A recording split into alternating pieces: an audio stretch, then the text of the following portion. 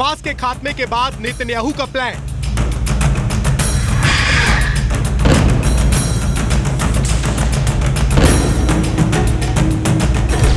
Iran बनेगा Netanyahu का अगला टारगेट। फारस की खाड़ी में जंग का नया मोर्चा।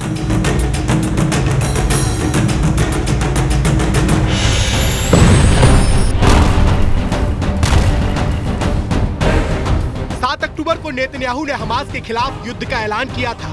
7 अक्टूबर को नेतन्याहू ने कहा था हमास का अंत तुरंत होगा।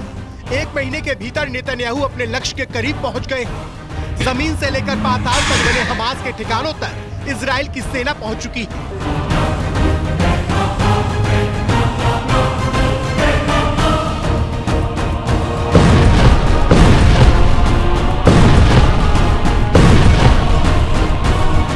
गाजा में इजराइल किसी भी वक्त हमास की संपूर्ण समाप्ति का ऐलान कर सकता है, लेकिन सवाल है कि हमास के अंत के बाद नेतन्याहू क्या करेंगे?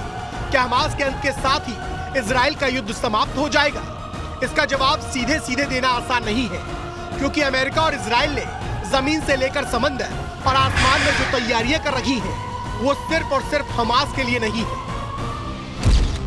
फारस की खाड़ी में अमेरिका ने अपनी परमाणु पनडुब्बी USS फ्लोरिडा तैनात कर दी है। अमेरिका की ओहियो क्लास सबमरीन परमाणु ऊर्जा से चलने में सक्षम है। हालांकि अमेरिका ने दावा किया है कि वो इस पनडुब्बी में परमाणु हथियार नहीं रखता। USS फ्लोरिडा अमेरिका की उन 4 पनडुब्बियों में से एक है, जिसे परमाणु मिसाइल दागने वाली पनडुब्बी से बदलकर जमीन पर वार करने वाली मिसाइलों के लिए तैयार किया गया। हालांकि ये दावा अमेरिका का है, लेकिन पर्शियन गल्फ में इसकी तैनाती ईरान के लिए सीधा संकेत है और इराक में ईरान समर्थित मिलिशिया के लिए भी ये खतरे की घंटी बजा चुका है। 7 अक्टूबर के बाद से अमेरिका के 2 एयरक्राफ्ट कैरियर पहले से ही भूमध्य सागर में मौजूद हैं।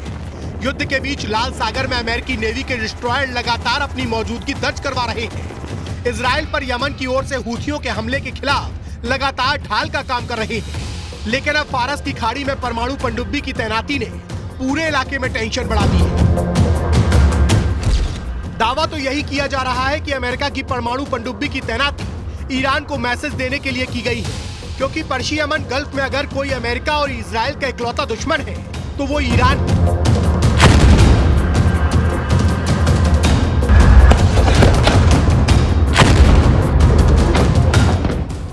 यानी हमास के खात्मे के बाद अमेरिका को भी ये लग रहा है कि ईरान इजराइल के खिलाफ बड़ा खेल शुरू कर सकता है, और इसी खेल को समंदर के रास्ते रोकने के लिए ईरान ने मुकम्मल तैयारी की है।